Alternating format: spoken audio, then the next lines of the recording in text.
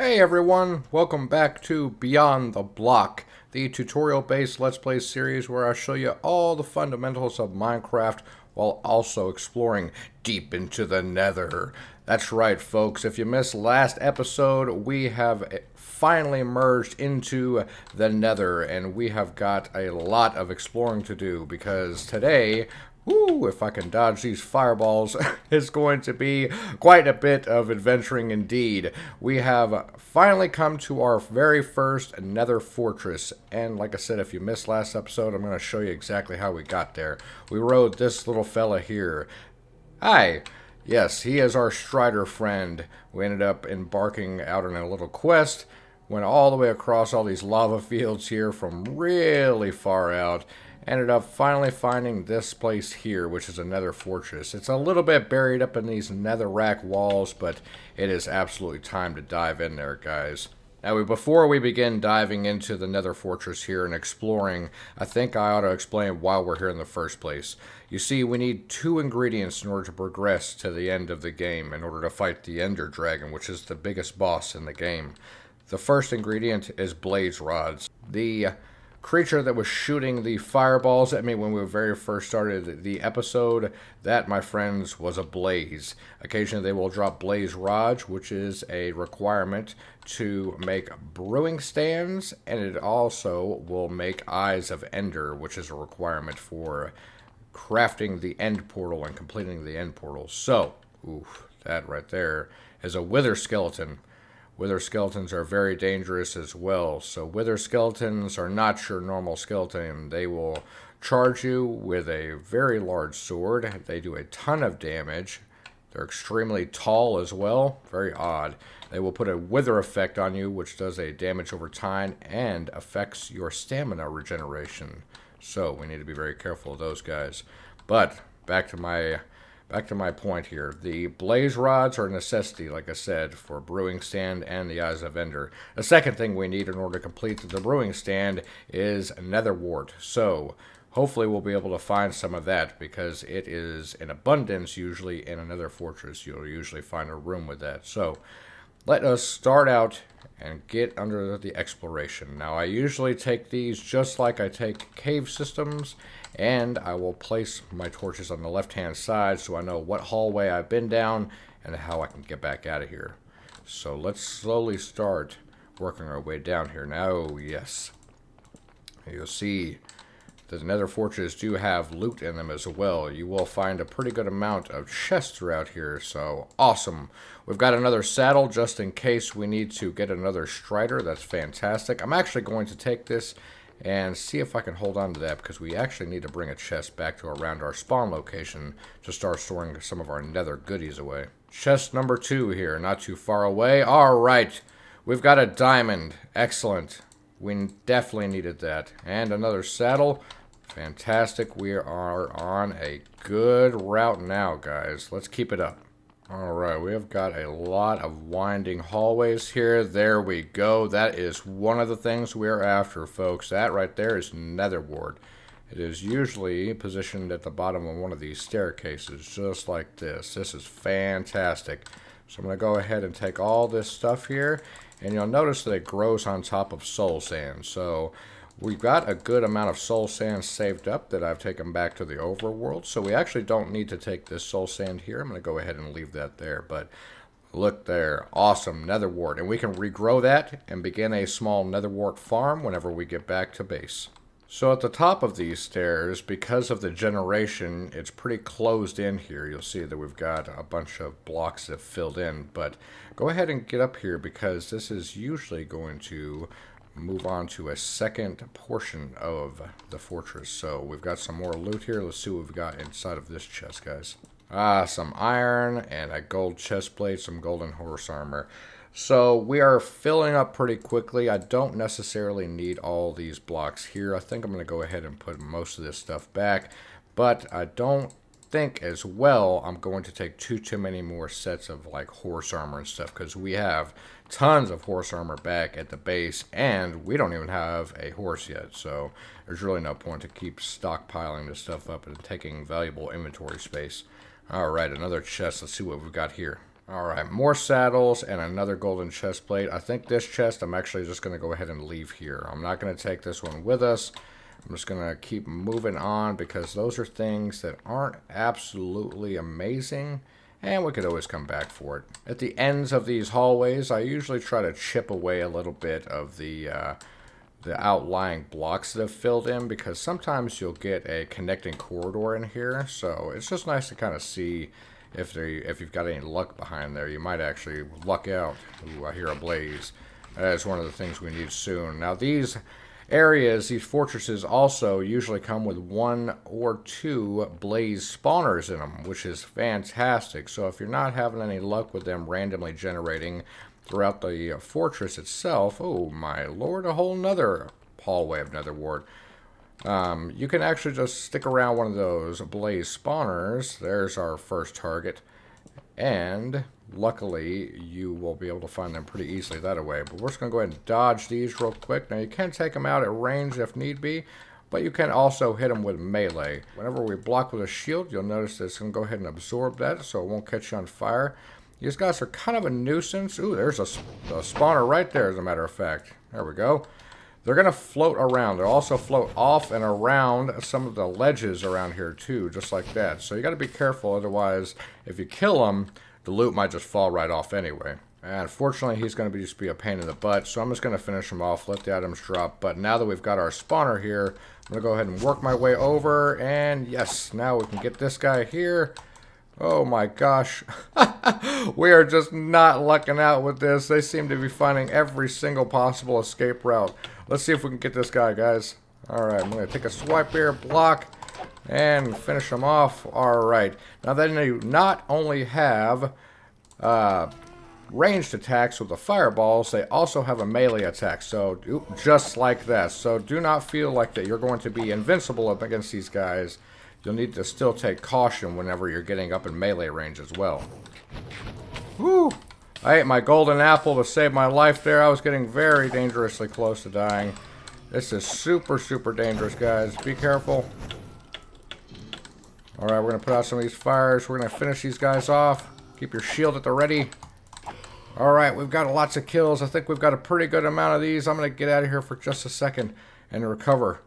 Let's see if we can seal up this lava. Alright, now that's going to free up this stairway down as well. So I'm going to go ahead and fill in some of this outlying area. And it looks like they're giving us a little bit of a reprieve here. Whew, thank goodness, because that was real close, guys.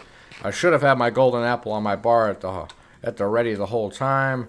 But it just goes to show that those can come really in handy in a pinch. Ah, see, and you'll notice that this is the blaze area right here for the blaze spawner. We've actually came in right next to this thing. Look at that. This is our tunnel in. See, now this is why I go ahead and torch up the area as well to signify where everything is. This is fantastic. Now we know that we've got a very quick route from our tunnel right over to this blaze spawner here. So let's carefully now explore a little bit further in, see if we can find anything else worth looting here. This part of the Nether Fortress is really cool looking. Look at all this. It kind of cuts through this basalt delta over here. And you can really get a really good feel of the grandeur of this place. It is just absolutely incredible. So cool. So cool. We got some zombified pigmen over here. And I don't know if we have anything else on this side. It looks like this might just be some walkways. And I don't think any of them are going to be accessible inner parts here, so I think I'm going to go ahead and move on from there. We've torched up a really good amount of this area so far, guys. We're making pretty good progress here, but I like to just explore really every single spot in these that I possibly can, because you really never know what you're going to come across. There's always an extra hidden little chest or something, and as you saw with the diamond that we got earlier, you can actually get some pretty good loot. Ooh, we have got an interesting predicament here. We have got some blazes on one side pinning us in, and then right here, we've got 2 wither skeletons. So I think I'm going to try and get a couple pop shots on these guys. And let's see if we can whittle them down. Yeah, there's one. And there we go. There's the other one. We'll hop down here real quick and gather up our experience. Yes, these guys do drop coal as a drop. So if you ever get to the point where you're so advanced where you can actually make a wither skeleton farm, yes, that is also a thing. You can actually get a full-time endless supply of coal without ever having to go mining again. Now that's not the only thing wither skeletons will drop. They will also drop their skulls very, very rarely. So you need to gather up 3 of those extremely rare skulls in order to summon the Wither, which is a quote-unquote hidden boss in the game, only summonable by, like I said, those 3 skulls you must obtain, and he is extremely, extremely difficult to get down. Shoots fireballs, all kinds of stuff. So we'll get into that in the future. That'll definitely be something I want to do in this series, is to tackle him, but we are nowhere near ready for that yet, folks. This almost looks like this should be a blaze spawner here, but it just maybe didn't get the message. It didn't get the memo, guys, so no blaze spawner there. It looks like I just see the one inside of our stronghold so far. I think I'm going to make a single pass through here one more time. Just make sure I didn't miss any hallways. Let's see. Oh my gosh. We might have missed something right here. As a matter of fact, yeah, I think we did. Look at this, guys. See, and this is why I always go back through and just make another effort to make sure I check every little area, because you never know what you're going to miss in here. All right, we've got all these guys down. There we go. There we go. Yes, it's definitely time. We're getting close to getting time to go back to the Nether, or to the overworld soon, I tell you that. Oh my gosh! Oh my gosh, would you look at that? Yes, absolutely, absolutely. We're leaving the horse armor, like I said. Oh my good God, 13 more pieces of iron. Holy cow. See, and this is why I wanted to make a final pass through here, guys. I knew there was a little bit more in here. I could just feel it. Well, we have the 27 Nether Wart that we found, and I didn't take that second hallway worth of Nether Wart, actually. I went ahead and left that one there, but I've explored all the other hallways. We didn't miss anything else so far that I've noticed. Maybe there is a hidden chest in there somewhere, but I tried to make a pretty good second pass through and double check everything, but we did end up with 3 diamonds total, which is absolutely fantastic, and we've got 8 blaze rods, so I think it's time to go ahead and head back home. It is going to take a second to get back over there, because I've got to actually remember the route that I took through these lava fields, which is, it's going to be a minute.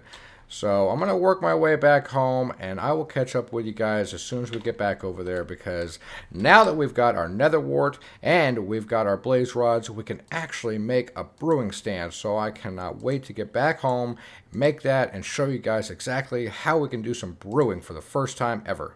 I'll be honest, I am just absolutely terrified every single time I do this, guy. But we're off again. Here we are. Set sail, boys. So don't feel like that you'll need to be restricted to just lava fields. I just had to cut across right there, across some netherrack to get to the other side of another lava field over here. So yes, you can do that. Don't worry, your Strider won't die, you won't take any damage, nothing like that. He is considerably slower, but you still can cross over without any issues. Alright, almost home, I believe. This should be our big lava lake. I think we should start seeing some signs of home pretty soon. Let's see here. There we go. There we go. Alright, guys, we've done it. We've done it. We've seen a tower. I think home... Oh, we're actually right here. Oh, I thought we had to actually travel a little bit further. We're actually already right here. Nice and easy, guys. We did it. Fantastic. I think I'm going to go ahead and store our friend away right here. I'm going to get him put in there. Come on, in we go. Yes. All right. Fantastic. Now, we just need to get out of here. All right, cool. Now, I don't think he's going to despawn at all, and well, he shouldn't with a saddle on him, but just to go ahead and make sure that he stays nice and warm and toasty, I'm going to put a little lava bucket here for him, too. There you go, buddy. Ah, man, it feels good to be home, but it's kind of sad that it is pouring rain. That's all right. Hey, chickens, I missed you. The chicken waterfall is still in full force, apparently, guys. Let's go over here, catch a quick little nap, get the day reset, get rid of this rain, and let's see what we can do as far as some brewing for the first time. Oh, tragedy. How do you get so many chickens? Well, you see,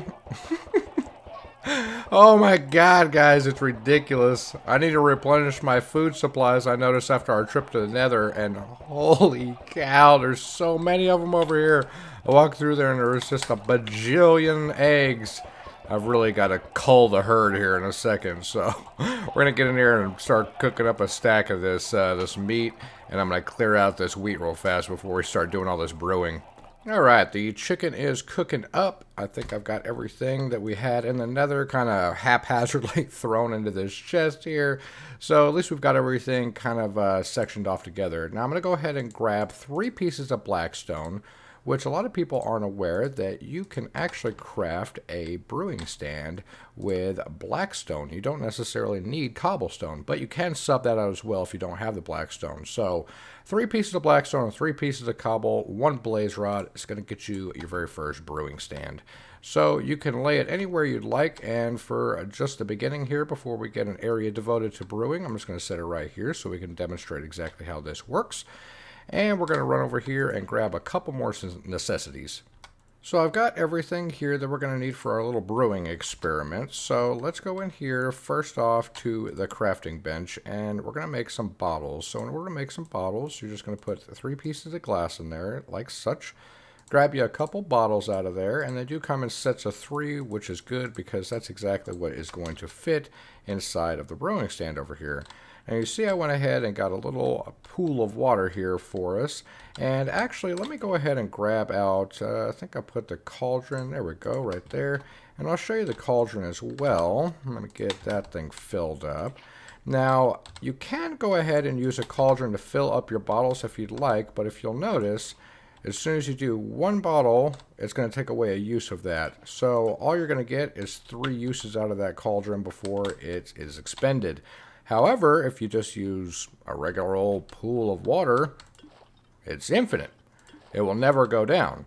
And you can also, if you want to take a building block, such as a half slab or a stair, just like we did over on the farm, you can actually waterlog it.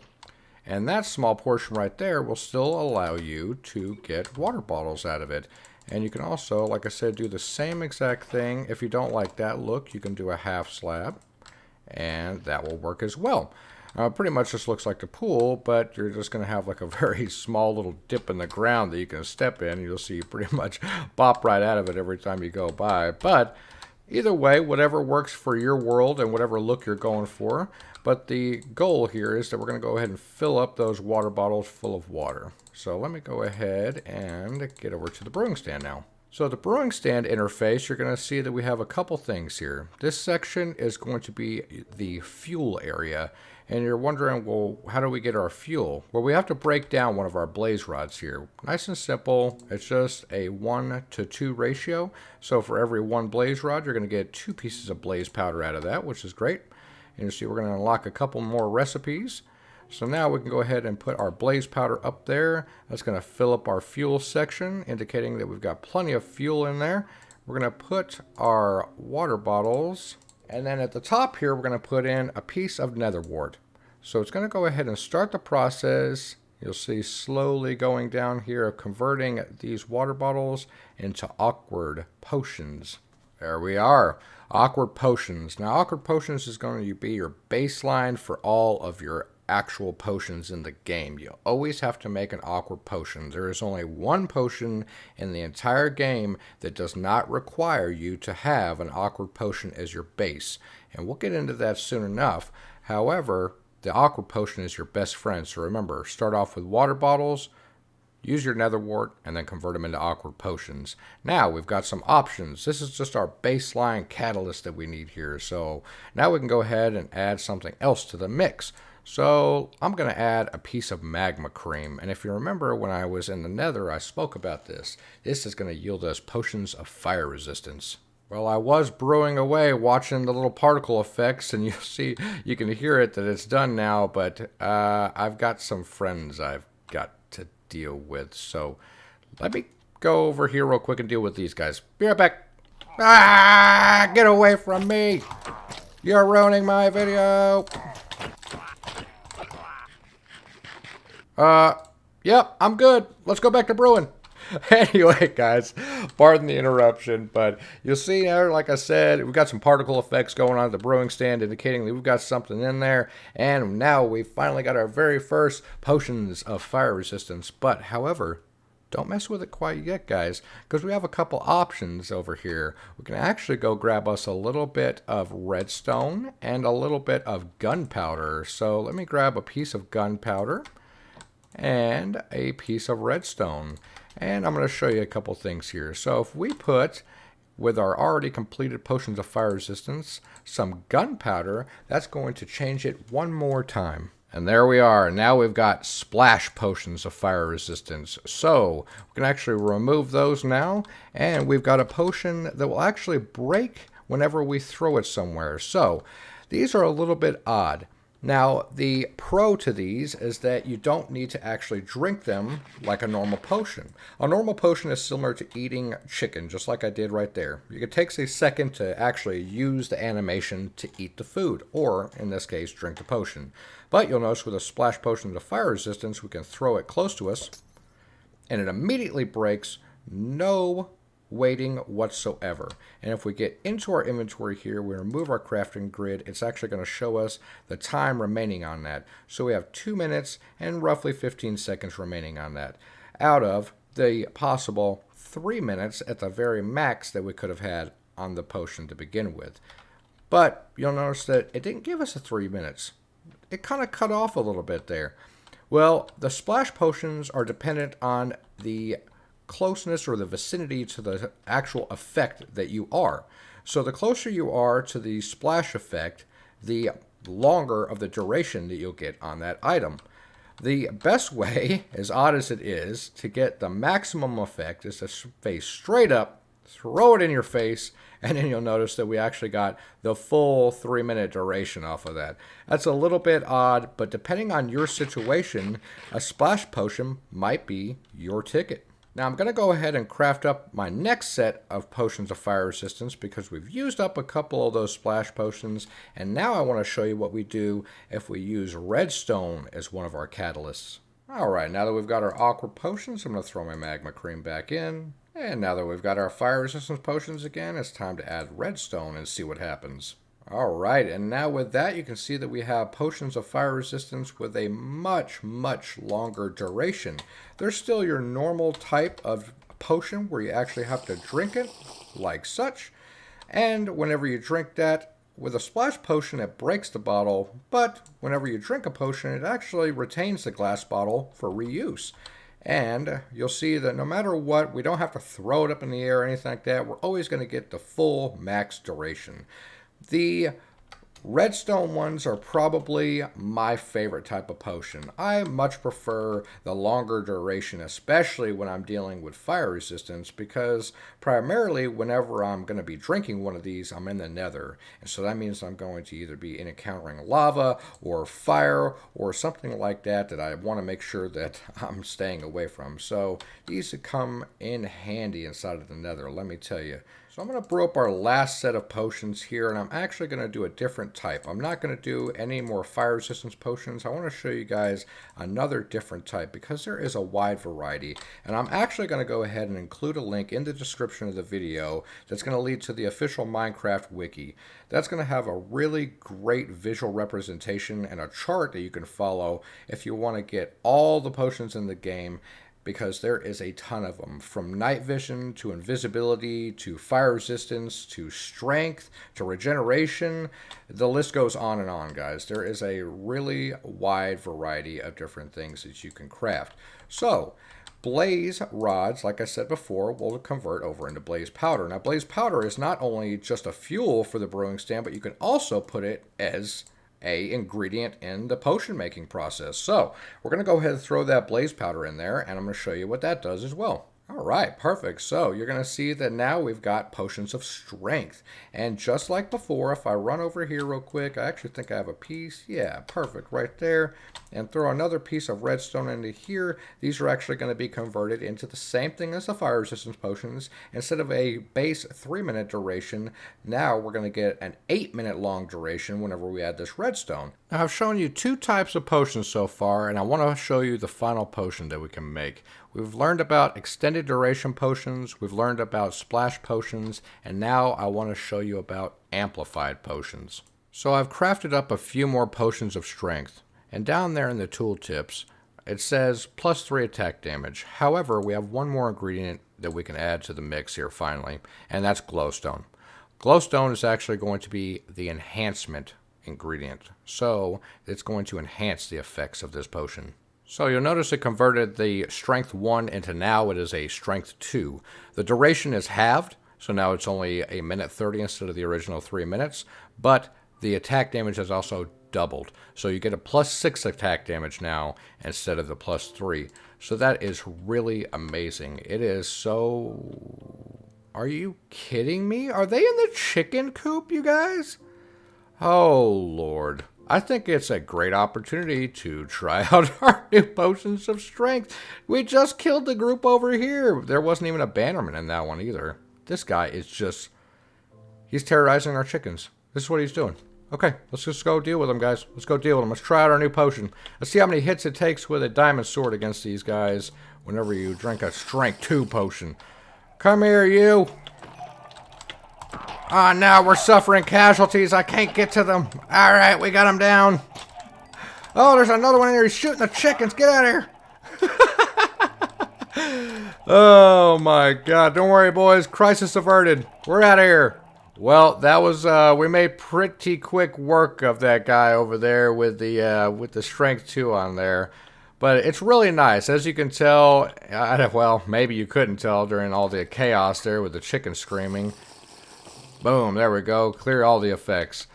You'll notice that it cleared both of those effects, like I said before. If you weren't aware of that, I think I've said that before, it will clear all effects whenever you drink milk, not just the detrimental ones. It will also clear any beneficial ones, so make sure you're really careful about that, guys. But we have a abundance of potions here, so we don't need to worry about it too much. But that is fantastic, guys. Like I said, we've learned about all the 3 types of potions, whether it be splash potions, the extended duration potions, or the amplified potions. And I've had some questions about how I can see the durability on my tools and some of the advanced tooltips and stuff.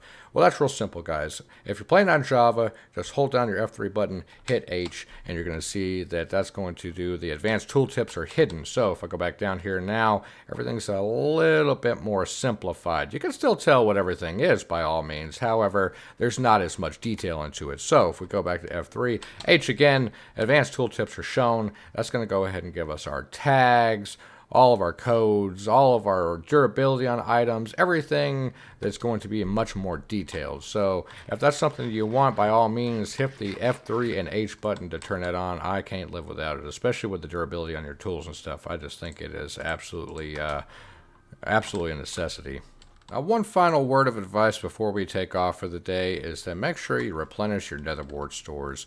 Always want to make sure you can craft some Nether Wart up whenever you need to for your potions. So in order to do so, all you're going to do is just take some soul sand, lay down a little bit of soul sand wherever you'd like, take your Nether Wart and plant it right on top. Even though this stuff is directly from the Nether where it is dark and mysterious and gloomy, you can actually plant it right there in open daylight and it will still grow just fine. So it has a couple growth stages, but whenever you see that the bulbs on top of the Nether Wart are nice and big, you're going to go ahead and come over here and swipe them down just like you would with any other crop like the wheat over there that we've got. And I've noticed in a single player world, you're not going to need too terribly much, guys. It's, you're going to be crafting 3 potions at a time, and for just yourself, it's really not going to require too much. So I think we're going to go ahead and wrap this episode up by going over here. I think that I want to make a little tiny brewing area right next to where our nether portal is. I'm thinking that maybe this spot right here, we can carve out just a little hole here, put in a couple brewing stands, put in a couple small decorations, and then wrap this episode up for the day, guys. All right, well, there's the hole I carved out. Pretty good size, nothing too wild, but I basically, what I did, and I think it's a cool thing to do, is that this was a big vein of granite that was running through here. So all I did was I just carved out whatever was granite and left everything else there. And then I got to about here, and it turned into a coal vein. And so I did the same thing with the coal, carved that out, and this is what I was left with. So now basically I'm going to use that as kind of like my template here and start to just kind of fill it in as where it was naturally, basically. And I'll fill in like gaps like this and stuff, but I'm just going to kind of start seeing what I can come up with, guys. Let's see. Got to make a nice staircase going up here too, of course. So I'm just going to put some randomized cobblestone and stone brick stairs up here. And I think that's going to give us the look we're going for, guys. Yeah, I'm going to throw a wood pillar up here, kind of give it like a little bit of support, I think. And I'll go ahead and push this dirt out a little bit too to make it look like it's a little bit of an awning here. Cool, yeah, that'll work right there. I'm going to take out this first layer of dirt that's exposed right here just so we can get a stone ceiling in, because I think that's going to blend in a little bit easier. We got to be careful. Like we're right underneath like our farm over here. I don't know, I hear a bajillion chickens, so I'd assume it's the farm. Gotta have a little spot for our nether wart, right? I'm gonna go ahead and carve this out just a little bit lower here. I'm gonna put my nether wart down here. And I made a couple glowstones. And that way those can light up our area back here. I think it's gonna look pretty cool, guys. Let's see. Alright, I hope you guys are ready. Time for the big dramatic reveal. Here we go. Ta-da! Let's go down here and I'll show you everything. Yeah. I think it turned out pretty good, guys. Not too bad. Nice and simple. I went ahead, did 3 brewing stands, as you saw. Put my cauldron in the corner over here. I've got a crafting table in case we need it. Got a storage box for our nether wart farm, our little nether wart farm. I put a little spring coming out of the wall there that we can go ahead and tap into for unlimited water for our water bottles. Got some good ingredients stored away, all of our potions stored away. These are just going to be, I've got some old materials in there, but these will just be extra storage. I've also got some of our ingredients that we've been accumulating through the nether stored away in here. So this will be kind of like my nether storage just temporarily, but yeah, I think it turned out pretty good, guys. Made some chains that you can attach to a lantern, which is literally like that's what they're made for. It looks flawless with these things. So, but I think it turned out really, really good, guys. Nice and simple. And now we have an area that we can continue to come back and brew as many potions as we possibly need to. And you'll see that we did use up quite a bit of our blaze rods and blaze powder during that process, but we've got a good amount of potions still stored up, and we can still make plenty more until we're absolutely forced to go back to the nether. So today's episode, I think, was a complete success. I showed you how to raid another fortress and survive in there, how to locate all the goodies, and hopefully come out of there with more diamonds than I did. And then we came back here and I showed you as much as I possibly know about brewing, and we even made a little brewing station for ourselves. Today was a great success in my opinion. I really appreciate you guys sticking along for the ride. It was a lot of fun. It really was. So until the next episode, guys, I really appreciate you stopping by, hanging out with me for a while. Hey, shh, be quiet over there, buddy. I'm trying to close this out. But thanks again, guys. I really appreciate y'all's support so much. If you like what you've seen, drop me a like, subscribe, share with all your friends, and I'll see you in the next one. Bye for now.